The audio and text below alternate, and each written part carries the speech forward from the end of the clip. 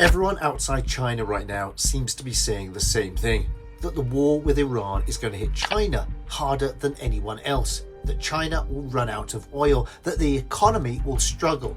But here's the strange thing. I'm in China right now, and it doesn't feel like a country in crisis at all. But before we talk about economics or energy or politics, I think it's important to say something first, because whenever a war starts, the first thing that gets lost in a discussion is the human side of it. People are losing their lives. Families are losing sons and daughters, and ordinary people who have nothing to do with politics are the ones who suffer the most. So I really hope this conflict ends as soon as possible. What I want to talk about in this video isn't about supporting a war or supporting a country. It's simply about what the real impact on China actually is. The reason everyone thinks China will be hit hard is actually quite simple. A huge amount of the world's oil passes through the Strait of Hormuz, and China is one of the biggest importers of energy in the entire world. So when people hear war in Iran, the next thing they assume is China will suffer the most. But the reality is actually a bit more complicated than that. Because if a country really is about to face a serious energy crisis, you normally see signs of it very quickly. So for example, queues at petrol stations, sudden shortages, or prices going crazy overnight. But honestly, walking around here, nothing feels dramatic. Yes, petrol prices have gone up slightly, in fact, from today. But that's happening everywhere in the world right now, not just China. What we're seeing isn't a collapse, it's a global pressure that China is dealing with, just like everyone else. And this is probably the easiest place to check whether something is really wrong. If China was suddenly struggling to get oil, this would be the first place where you'd notice it.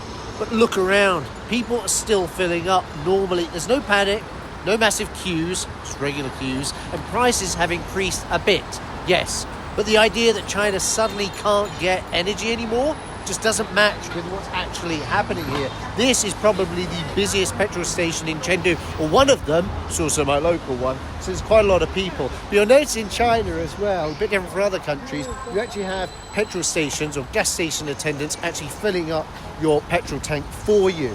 Pretty normal, pretty standard, a lot of cars getting gas, getting petrol in a regular way. Although they're not doing it themselves. That is regular in China. 加油吗? 对，加油！加油! It's funny, 加油. So 加油 has two meanings in Chinese. One is to add gas, put petrol in. Another is, keep going, 加油. Do it, fighting, come on, we can do it. One thing people outside China often forget is that China doesn't rely on just one source of energy. And right now, because in the last few years, China has already built alternative energy supply routes, which gives it more flexibility than a lot of countries right now. Even before the war, China had already been buying large amounts of oil from Russia, especially after the Ukraine war changed global energy markets. So when the Middle East becomes unstable, China isn't starting from zero. It already has alternative supply routes in place. That doesn't mean the war has no impact. It absolutely does. But it means the impact is smaller than people expect. The second big claim I keep seeing online is this. If the Strait of Hormuz closes, China is finished. But even now, the situation is more complicated than that. Reports already suggest that the shipping in the area has dropped massively, and oil prices have jumped because of it. I think the whole world knows that by now. But what that mostly affects is oil tankers, and that's not China's main strength, which is exports. China isn't sending containers of electronics, clothing and machines through the Strait of Hormuz.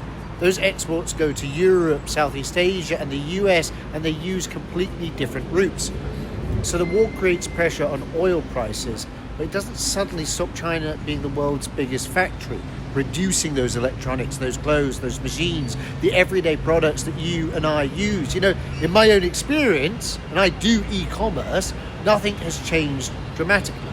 Orders are still moving, logistics are still working, and suppliers are still producing. That's not a country in crisis. And I think there's something bigger going on here as well.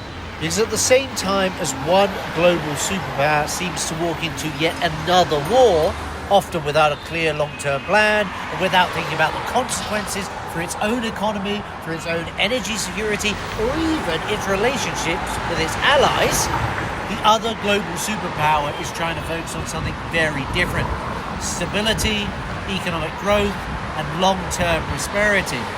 And honestly, when you travel enough, you realize something quite simple. Most ordinary people, no matter where they're from, actually want the same things. They want a stable job. They want good education for their children and the ability to look after their parents when they get older. They want good health care. They want peace. They want prosperity. Might sound boring compared to war and politics, but that's what really improves people's lives. And another thing that gets ignored a lot in Western discussions is this. China didn't suddenly start thinking about energy security this year. This has been part of China's strategy for years. It's one of the biggest reasons China pushed so hard into electric vehicles and renewable energy, not just for the environment, but also to reduce dependence on imported oil. And when a war like this happens, that strategy suddenly starts to make a lot more sense. It was about long-term stability, because every electric car or electric bus on the road is one less car, one less bus, depending on imported oil. Guys, I'm out and about in Chengdu today. I was just on that bus there, of course, electric. By the way, people on buses in London, a lot of them are BYD, Chinese company, electric buses, including the double-deckers. And again, here in Chengdu, but across China, especially in the major cities, you see so many electric cars. With the green license plates, those are the electric or the eco-friendly cars. And then the blue license plates are your petrol or gas cars. In the city centres of the cities, so many green license plates, and of course so many of the great electric cars are Chinese made. It's incredible to see, really. And as I said, less dependence on imported oil. That's an electric bike. These are all electric bikes.